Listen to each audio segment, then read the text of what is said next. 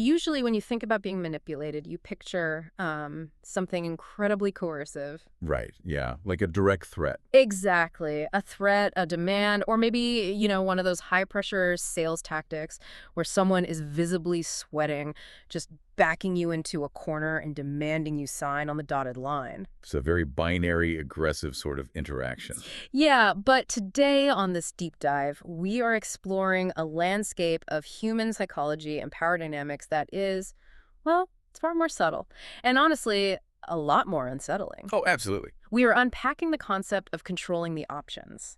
It's this idea from the laws of power that the absolute best deceptions in the world, they aren't about forcing someone's hand at all. Not even a little bit. Right. They are about giving them a choice where every single available option works entirely in your favor. It's about turning people into puppets who genuinely believe, like, they are the ones pulling their own strings. Which is just a complete inversion of how we typically understand authority and control. We're not just exploring what this manipulation looks like on the surface today. We really want to dig into the underlying cognitive mechanics. The why. Exactly. Why it works so flawlessly on human beings. We're examining the psychological stakes of giving someone a menu where no matter what they order, you are the one who gets fed. Okay, let's unpack this, because an image kept popping into my head as I was researching this material for you guys. Think about a street magician. Oh, that's a great analogy. Right. They walk up to you, fan out a deck of playing cards, and say, pick a card, any card. And as your hand hovers over that deck, you feel this complete sense of autonomy. You're making the choice. You are the one making the choice. You could pick the 3 of clubs, the queen of hearts, whatever you want. But what you don't realize is that the deck is entirely rigged. Yeah, through sleight of hand or a forced cut. Exactly. The magician has already predetermined exactly which card your fingers will close around.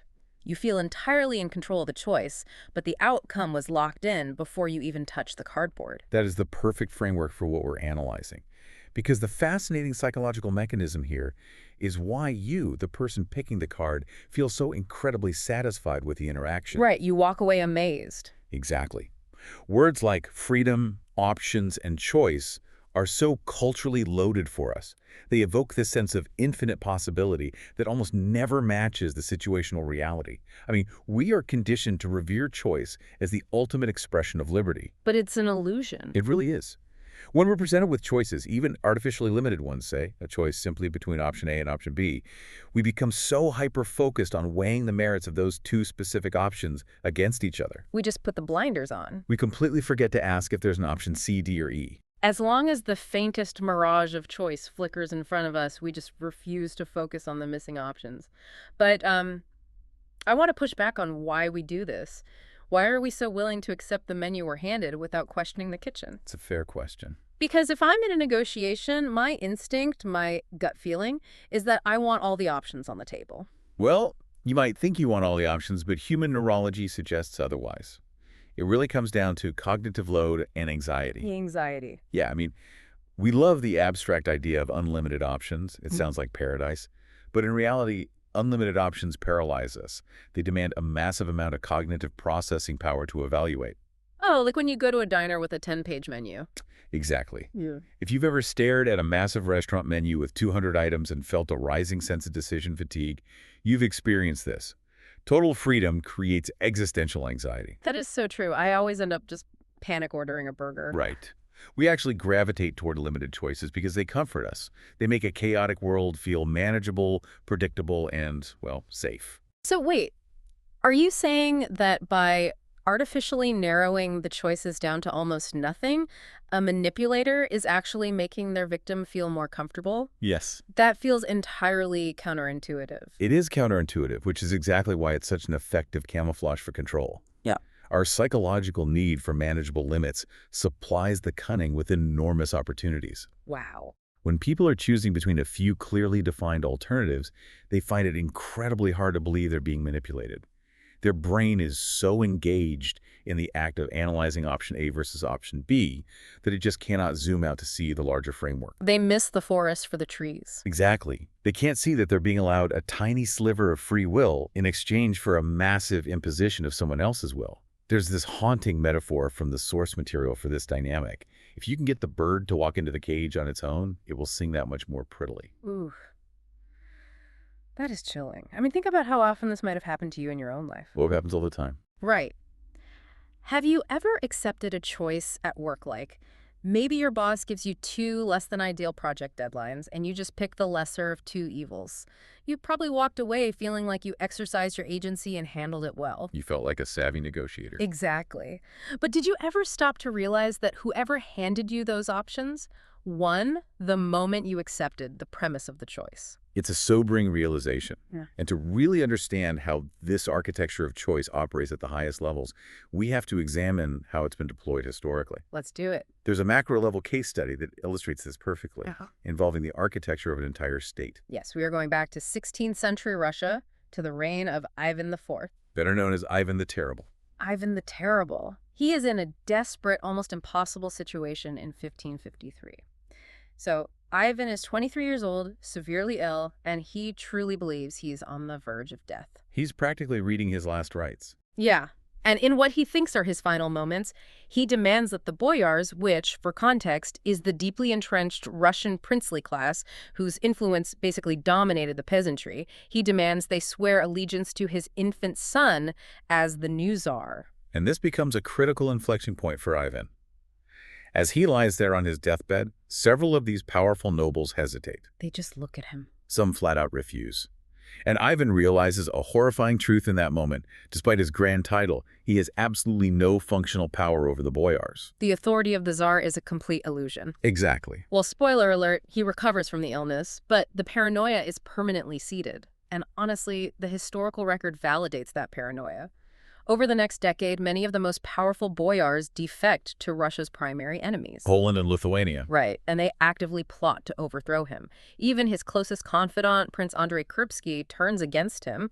He defects to Lithuania in 1564 and actually begins raising foreign troops for an invasion. Let's map the impossible geography of this dilemma, because Ivan is facing a many-headed hydra here.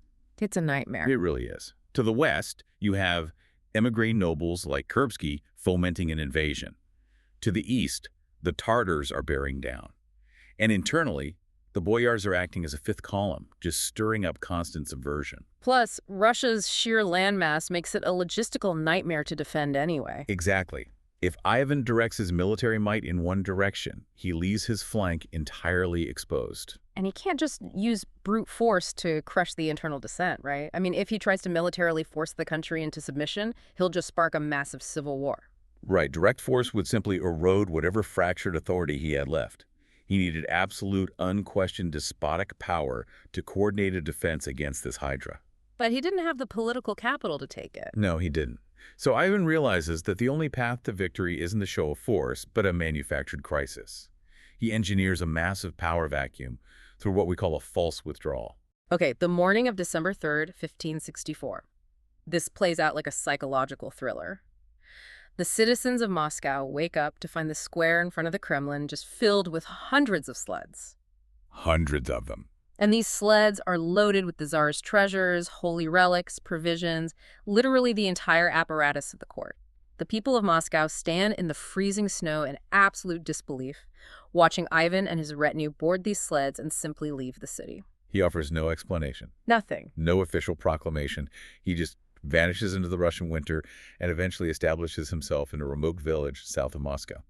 See, I have to ask, why wouldn't the boyars just seize power right then? He left the throne empty. Why wouldn't they just take over the capital and declare victory? Great question.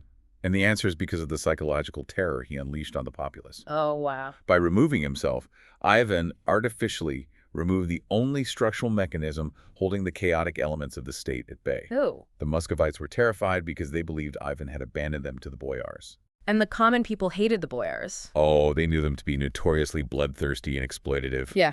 Without the Tsar to act as a buffer, the city descended into a full-blown panic attack. Shops boarded up, mobs gathered. Chaos. The boyars couldn't simply take over because the peasantry was on the verge of tearing them apart out of sheer terror of an uncertain future. So Ivan just lets them stew in this anxiety for exactly 1 month. And then, on January 3rd, 1565, a letter arrives from the Tsar. He explains that he can no longer bear the treasonous betrayals of the boyars, and therefore he has decided to abdicate the throne permanently. The psychological impact of having that letter read aloud in the public squares cannot be overstated. It must have been explosive. The merchants and the commoners immediately turn their collective rage toward the boyars, blaming them for driving their protector away. The pressure becomes so intense, so violently unstable, that a massive delegation representing the church, the princes, and the common people travels to Ivan's rural outpost. They literally beg him, in the name of the Holy Land of Russia, to return to the throne. He doesn't just agree, which is the craziest part. He makes them wait. He listens, refuses to change his mind for days, letting their desperation peak. Finally, he offers his subjects a choice. Here is the trap. Right. He says he'll return, but only under 2 conditions. Option A, you grant me absolute despotic power to govern exactly as I please, with 0 interference from the boyars and the power to execute traitors at will. Or, option B, you find yourselves a new leader and deal with the impending invasions and internal anarchy yourselves. This is the absolute mastery of the rigged choice. Ivan essentially said, call my bluff and watch the state burn. And nobody dared. Nobody. By withdrawing, he forced society to peer over the edge into the abyss of a power vacuum. Faced with a choice between certain chaotic ruin and accepting a dictator, almost every sector of Russian society opted for the despot. They actively demanded the very tyranny they would have normally resisted. That's it. So when he returns to Moscow in February, it's to massive celebrations. The Russian people could not complain when he subsequently formed a secret police force and began executing his rivals because they had handed him the mandate themselves. They chose it. But there's a philosophical undercurrent here that I find fascinating. Machiavelli observed that wounds and evils that men inflict upon themselves spontaneously and of their own choice are in the long run less painful than those inflicted by others. It's a profound observation. But why? Why do self-inflicted wounds hurt less? A wound is a wound, isn't it? Well, it comes down to cognitive dissonance and ego defense mechanisms. If someone else violently forces a terrible situation upon you, your psychological reaction is clear anger, resentment, and a desire for retaliation. Right, you're the victim. You're the victim of an external aggressor. Your ego is intact because you bear no responsibility for the suffering. But if you chose the situation, even if the architecture of that choice was entirely rigged by someone else, you are complicit. To survive the psychological weight of that choice, your brain has to justify it. You tell yourself, the alternative was worse. I did the only rational thing.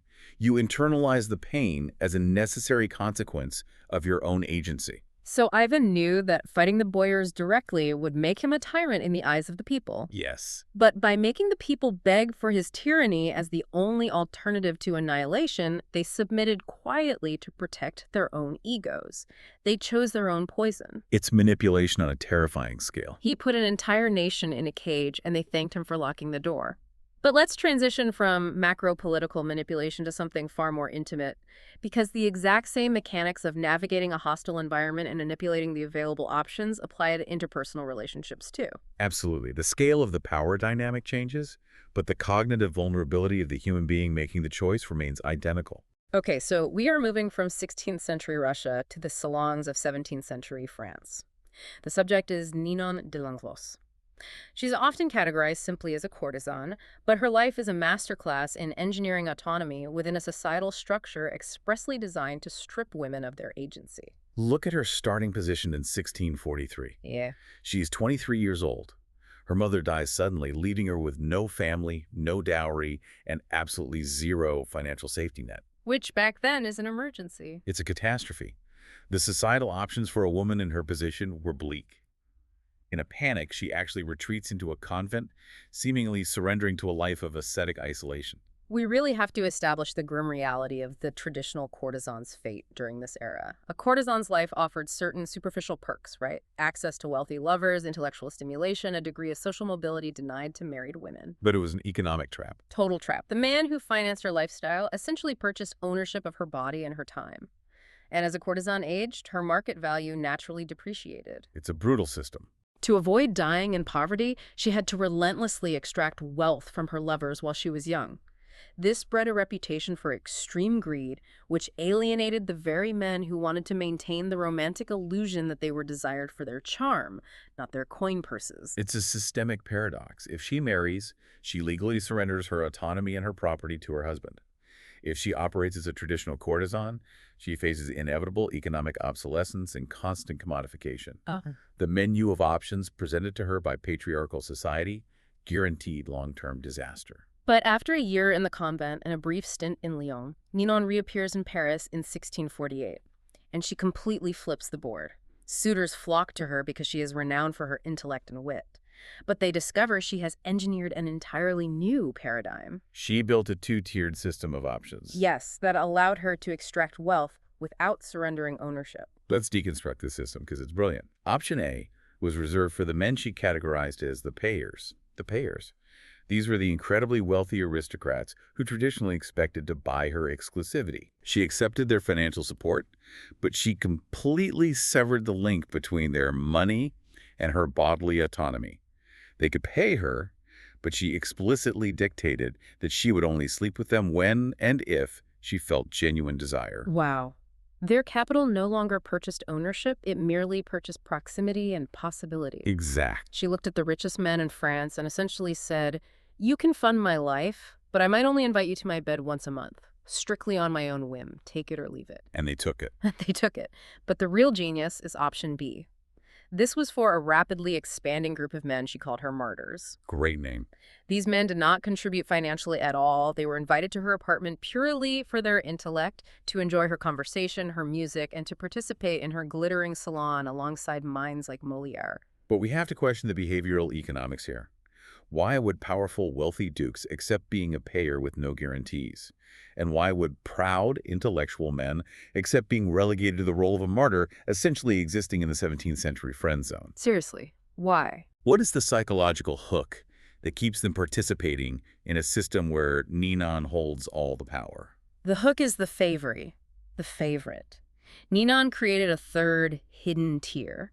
She would regularly select one man from among the martyrs to become her favor. This man became her exclusive lover, paying absolutely nothing, and she would devote herself to him entirely for a set period, maybe a week, maybe a few months. And the rules of this system were impeccably designed to manipulate male ego. A payeur could never, under any circumstances, become a favorite. Right? Their money disqualified them from the illusion of pure, unbought romance. But a martyr had no guarantee he would ever be chosen. He might spend his entire life in her salon and never be elevated. Like the poet Charleval. Exactly. He remained a devoted martyr his whole life without ever becoming the favorite. It operates exactly like a lottery. If you analyze the mathematical probability of winning the lottery, it is an abysmal financial decision. But people don't purchase lottery tickets based on rational mathematics. No, they buy them for the dopamine hit. They buy them for the dopamine hit of the illusion. The mere possibility of the jackpot, no matter how statistically remote, keeps people willingly handing over their cash. Ninon engineered a psychological casino of affection. She utilized what psychologists call intermittent reinforcement. It's the same mechanism that makes slot machines so addictive.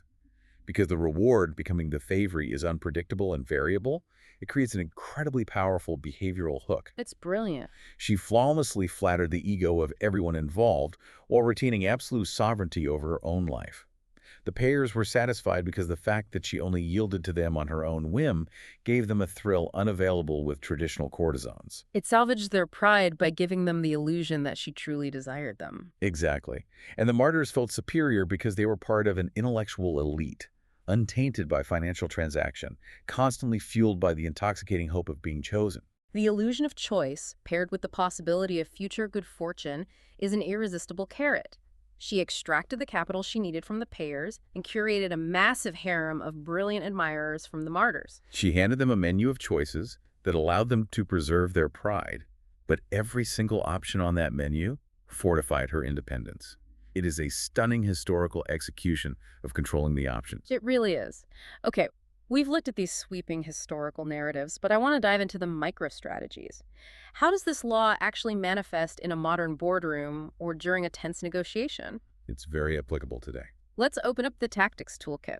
The first micro-strategy is called Color the Choices. This is a highly practical application for managing upward, particularly when dealing with an insecure superior. The prime example here involves Henry Kissinger's dynamic with President Richard Nixon. Yes. Kissinger, serving as Secretary of State, operated under the fundamental belief that he possessed a superior grasp of foreign policy compared to his boss. He believed he knew the correct path forward in almost every geopolitical crisis. However, Kissinger faced a severe structural and psychological barrier. Nixon was the president, and by many accounts, a man plagued by deep insecurities regarding his own authority and intelligence. Right, you can't just tell him what to do. Exactly. An insecure master cannot be lectured or dictated to. If Kissinger simply presented his preferred policy as the only viable option, Nixon would likely reject it purely to assert his own dominance. So Kissinger utilized framing bias. When presenting a crisis to Nixon, Kissinger wouldn't bring a single solution. He would carefully construct 3 or 4 distinct options, but he would color them. He'd paint them in a specific light. Exactly. He would frame the choices so that the options he opposed were presented with subtle but fatal flaws, while the choice Kissinger actually wanted appeared to be the only rational, sane path out of the crisis. It provides the illusion of executive decision-making.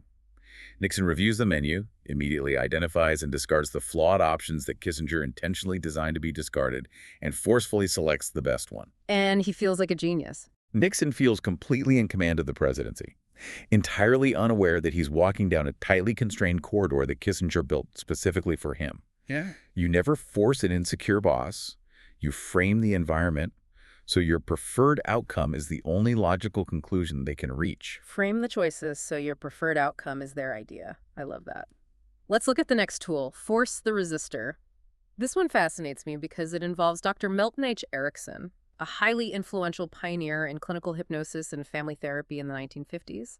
Erickson frequently encountered a deeply frustrating phenomenon in his clinical practice, the spiteful relapse. Oh, A patient would come in, appear to be making rapid progress, but this progress masked a stubborn, deep-seated psychological resistance to the authority of the therapist. right. They would suddenly revert to their old, destructive behaviors, blame Erickson for the failure of the treatment, and abandon the therapy. Because their primary motivation wasn't actually healing, it was proving the doctor wrong. They wanted to defeat the authority figure. So how do you treat a patient whose entire goal is to resist your treatment? Erickson's methodology was entirely counterintuitive.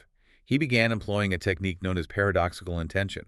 He would look a relapsing patient in the eye and actively command them to relapse. He would order them to go home and intentionally make themselves feel as miserable as possible. Yes. But wait, I have to pause there. Isn't commanding a vulnerable patient to relapse incredibly risky? What if they just spiral completely out of control? How is this a reliable medical strategy? Well, it carries risk. But Erickson understood the specific psychological profile of the resistor. These were highly willful individuals who derived their sense of power from oppositional behavior. Okay. It's a concept in psychology known as reactance. When people feel their freedom or choices are being threatened, they react by doing the exact opposite to reassert their autonomy. By aggressively commanding them to relapse, Erickson completely hijacked their psychological momentum. Because if they relapse, they are obeying the doctor's orders, which completely destroys the satisfaction of their resistance. Exactly. To maintain their oppositional stance, to successfully rebel against Dr. Erickson, they had to choose to stay healthy and avoid the relapse. When resistance is the patient's primary goal, you have to align with the resistance to neutralize it. Wow. It is using their own psychological momentum to throw them off balance. It's emotional judo. You demand they go right, knowing their stubbornness will force them to march left, which is exactly where you wanted them in the first place. Precisely. Okay, the third strategy in this toolkit is called the shrinking options. This involves a late 19th century art dealer named Ambroise Vollard, who dealt in incredibly high-end post-impressionist art, like Cézanne. Vollard was a master of weaponizing artificial scarcity. A wealthy prospective buyer would enter his gallery to view some paintings. Vollard would bring out 3 magnificent Cézannes, but he would deliberately avoid discussing the price. And then, as the customer was examining the art, Vollard would pretend to literally fall asleep in his chair. He just starts snoring. He just fakes a nap. The customers, completely baffled and unable to negotiate with a snoring man, eventually have to leave. But they want the paintings, so they return the next day. Naturally. This time, Vollard brings out different paintings, lesser quality works, but he acts as though they are the exact same masterpieces from the day before. The customers are confused. They look at these inferior offerings, state that they need more time to think, and leave again. When they return for a third time, Vollard presents paintings of even lower quality. I really want to dig into the mechanics of why this works. Why wouldn't the buyer just get insulted and take their money elsewhere? Because Vollard is manipulating loss aversion and the fear of missing out. Loss aversion is a cognitive bias where the pain of losing something is psychologically twice as powerful as the pleasure of gaining it. FOMO. Exactly. As the quality of the art degrades with each visit, panic sets in. The buyer realizes that every time they hesitate, the available options shrink and the value diminishes. Their rational ability to objectively appraise the art completely short-circuits. That makes so much sense. They are no longer buying a painting because they love it. They are buying an escape from the anxiety of losing out on whatever's left. The anxiety of the shrinking option overrides their hesitation. The illusion that they need to lock in a deal today before it gets worse tomorrow forces a panicked choice. It works almost every time. Let's move to a strategy that operates on a much larger, more aggressive scale. Alter the playing field. And the architect here is John D. Rockefeller in the 1860s. Rockefeller's ambition was to establish an absolute monopoly over the burgeoning oil industry. The standard aggressive business approach would be to attempt hostile takeovers or directly try to buy out all the smaller, independent oil refineries. But if he launched direct buyout offers, he would signal his intentions. The independent companies would recognize the existential threat, form a coalition, and fight back. They would resist being swallowed up. Exactly. So how does he conquer them without fighting them? He doesn't engage them on the battlefield of oil production. He alters the surrounding ecosystem.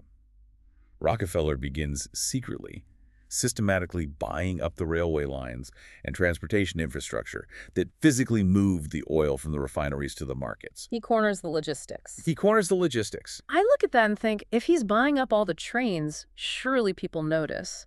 How does that hide his intent? Well, it doesn't hide his intent. It renders his intent unstoppable. It's not about stealth. It's about shifting the domain of the conflict. By the time he approached a small oil company with a buyout offer, the trap was already sprung. When the small company naturally refused to sell, Rockefeller didn't argue.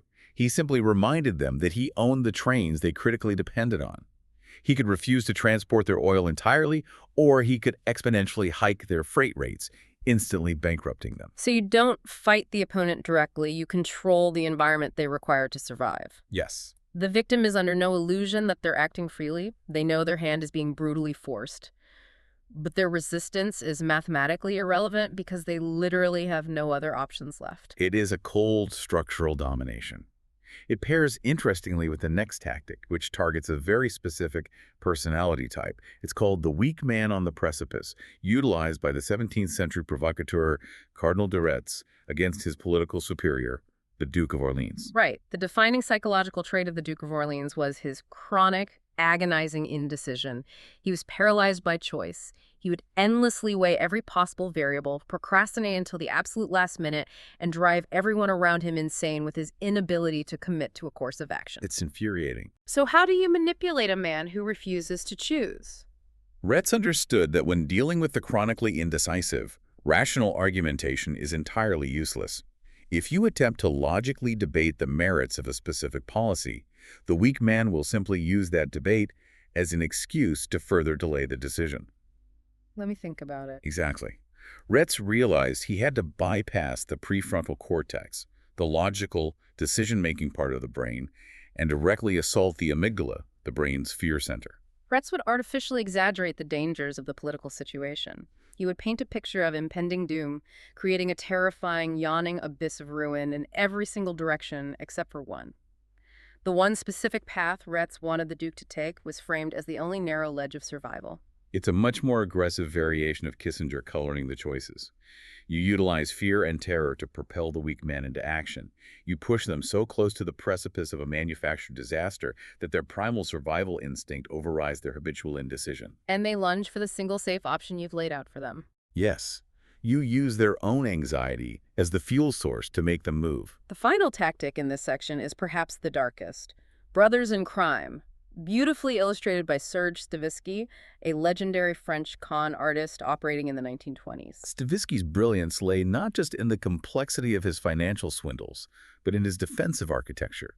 He intentionally entangled high-ranking members of the French government and powerful societal figures in his scams. He just dragged them in with him. He implicated them so deeply that the state apparatus literally dared not prosecute him.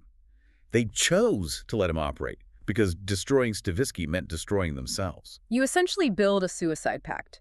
It relies on the power of shared guilt and the sunk cost fallacy. Once a victim participates in a scheme, or even if they simply realize they've been adjacent to it and failed to stop it, they become compromised. You fundamentally narrow their options by inextricably linking their survival to your own. If they expose your crimes, they expose their own complicity or incompetence. The strategy is to subtly implicate the very individuals who possess the structural power to destroy you. A hint of their involvement buys their absolute silence. They are forced to protect the architect of the crime, to protect their own reputations. It's a terrifying insurance policy based on mutual assured destruction. Now, as we move into the final overarching theme of these dynamics, we encounter a metaphor that perfectly encapsulates the physical feeling of being trapped by these strategies: the horns of a dilemma. Think of the physical reality of facing a charging bull. When you're backed into a corner, you're not facing a single horn that you might be able to sidestep. You are facing a pair of horns. Right. If you try to evade to the right, you are gored. If you try to evade to the left, you are gored. You are trapped within the width of their hold. The primary historical illustration of this physical entrapment is General William Tecumseh Sherman's march to the sea during the American Civil War. The Confederate leadership knew the general geographic direction Sherman was heading, but they could never anticipate his exact line of attack or mount a focused defense. And why is that? Because Sherman divided his massive army into two distinct parallel wings. This is the literal geographic manifestation of the dilemma. If the Confederate forces decided to strategically retreat from the left wing of Sherman's advancing army, they inevitably found themselves retreating directly into the path of his right wing. Any choice of evasion led to engagement on Sherman's terms. They had to make a choice, but every available choice led to destruction. It's the same structure used by skilled trial lawyers. Oh, absolutely. A lawyer will lead a hostile witness into a logical corner, forcing them to decide between two possible explanations of an event. But the lawyer has carefully structured the interrogation so that both explanations poke a fatal hole in the witness's alibi. The witness is compelled to answer, but whatever option they choose, they perjure themselves. Let us examine 3 rapid-fire historical anecdotes that beautifully illustrate this concept of the inescapable dilemma. The first is an old folktale regarding an Armenian king. Okay, so a bored king of Armenia sends heralds throughout his kingdom with a proclamation: whoever can prove himself the most outrageous liar in Armenia will receive an apple made of pure, solid gold from the king himself. No. Naturally, everyone from princes to peasants swarms the palace to tell their tallest tales. But the king is unimpressed. He's heard every lie imaginable. Just as he's about to cancel a contest, a poor, ragged man enters the throne room carrying a large, empty clay pitcher. The king asks what he wants, and the poor man replies, "Sire, surely you remember, you owe me a pot of gold, and I have come to collect it." The king is furious at the audacity. He shouts, "You are a perfect liar, sir. I owe you no money whatsoever." And the poor man simply smiles and says, "A perfect liar am I? Excellent. Then give me the golden apple." The trap snaps shut. Yep. The king realizes he is impaled on the horns of a dilemma. He attempts to backtrack, stammering, "No way, you are not a liar." To which the man replies, "Then I am telling the truth. Give me the pot of gold you owe me." It is an inescapable logic loop. If the king admits the man is lying, the rules of his own contest dictate he must surrender the golden apple. If the king claims the man is telling the truth, he must surrender a pot of gold to settle the fabricated debt. Run left or run right, he loses wealth. Exactly. The poor man weaponized the king's own rules against him, completely controlling the options. The king ultimately handed over the golden apple. The second anecdote involves the formidable German Chancellor Otto von Bismarck.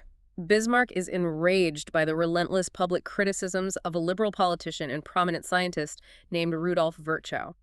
Bismarck's temper gets the better of him, and he formally challenges the scientist to a duel to the death. Now, according to the strict protocols of 19th century dueling, the challenged party possesses the right to select the weapons. Virchow accepts the challenge and announces his choice of weapons to Bismarck's seconds. He holds up 2 large, completely identical sausages. I still find this staggering. Sausages. How does presenting a processed meat product actually force a seasoned military man to forfeit? Because Virchow brilliantly executed asymmetric warfare. He shifted the conflict from a domain of physical violence, where Bismarck excelled, to a domain of biological expertise, where Virchow held absolute dominance. Ah, right. As a renowned pathologist, Virchow explained that one sausage was infected with deadly trichinella germs, the other was perfectly safe.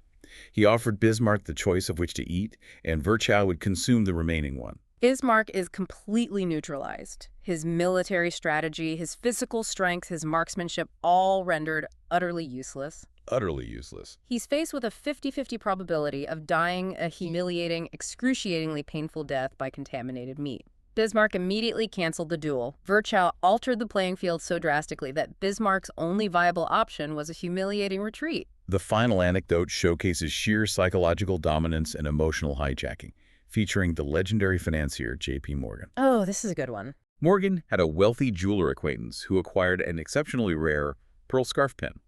The jeweler mounted it exquisitely and sent it to Morgan, unsolicited, accompanied by a bill for $5,000. I want to really dive into the psychology of what happens next. Morgan receives the pin, examines it, and the following day he sends the package back to the jeweler via messenger. Included is a note that reads, "I like the pin, but I don't like the price. If you will accept the enclosed check for $4,000, please send back the box with the seal unbroken." Let us analyze the emotional state of the jeweler here. He receives this response and is predictably enraged. He sent a masterpiece valued in $5,000, and this arrogant billionaire is not only lowballing him by $1,000, but dictating terms by demanding the box be returned sealed if the lower price is accepted. The jeweler's pride is deeply wounded. He refuses the $4,000 check, dismisses Morgan's messenger with absolute disgust, and furiously tears open the sealed box to reclaim his pearl pin. But when he rips open the box, the pearl pin is missing.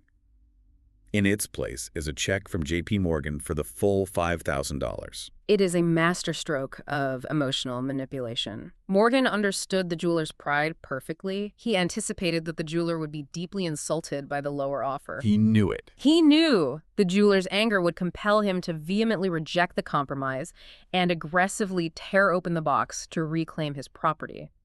Morgan forced the jeweler to jump through a psychological hoop of his own righteous defiance, only to realize that by angrily rejecting the lower offer, he had chosen to accept the original price, but entirely on Morgan's orchestrated emotional terms. The jeweler got his asking price, but Morgan established absolute psychological dominance. He made the jeweler the agent of his own emotional defeat. In any power struggle, if you are clearly identified as the agent of someone's punishment or manipulation, you breed resentment and invite revenge. Right. But if they believe they are the agents of their own misfortune, if they angrily rip open the box themselves, they're forced to submit to the reality you constructed for them. This all sounds incredibly foolproof, almost terrifyingly so. But I have to challenge this premise. Is there a breaking point? Does this law universally apply in every situation, or are there times when attempting to control the options is actually a strategic vulnerability? It is a vital question. There is a critical reversal to this principle. Controlling the options is fundamentally a defensive, covert tactic. Its primary utility is to disguise your own agency and mask your exertion of power. Therefore, it is most effectively deployed by those whose power is fragile or limited. That makes sense. Like Ivan the Terrible before he consolidated his secret police, or Ninon de Lenclos operating as an unmarried woman with no legal standing in a deeply patriarchal society. They lacked the institutional power to act overtly, so they had to rely on covert architecture. Exactly. When your position is vulnerable, the illusion of choice is your best shield. However, there's a profound danger in constantly relying on the cage. By strictly limiting the options of your adversaries, you inherently limit your own flexibility. You constrain the environment so tightly that you may blind yourself to broader shifts in the landscape. Consider a historical counterexample, the 19th century banking titan James Rothschild. Rothschild operated from a position of immense established power. He largely rejected the idea of boxing his rivals into narrow dilemmas. In fact, he preferred the exact opposite approach. He preferred to give his enemies a massive, almost confusing amount of freedom in the short term. We must analyze the strategic value of absolute freedom from an intelligence-gathering perspective. If you lock an enemy into a highly constrained set of choices, option A or option B, you know exactly what they will do, but you learn absolutely nothing about who they truly are or what they are capable of.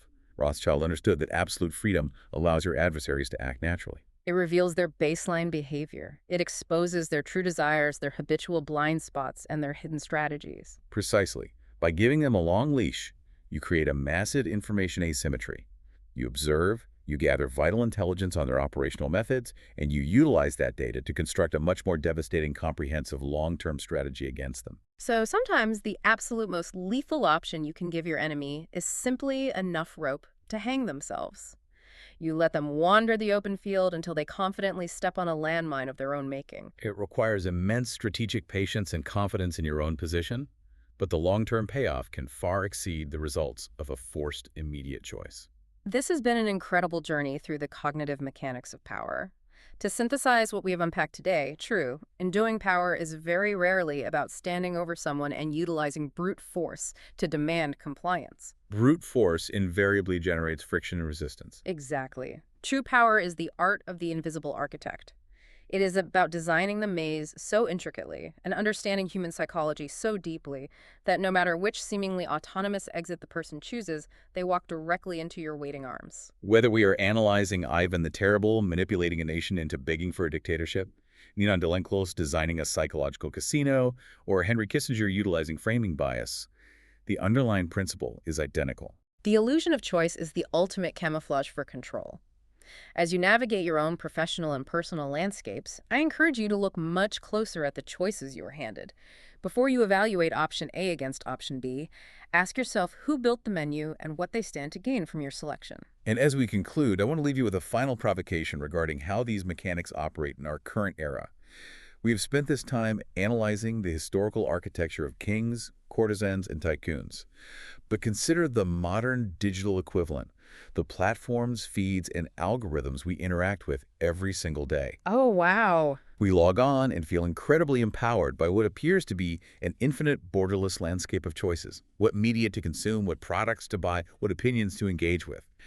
But if an invisible, highly sophisticated mathematical architecture is exclusively curating those specific options in order to maximize our emotional engagement and keep our eyes locked on the screen, well, are we genuinely exercising free will? That's a great question. Or are we just the birds singing prettily in a perfectly designed digital cage? It makes you realize that sometimes the magician's rigged deck isn't made of cardboard, it's made of code.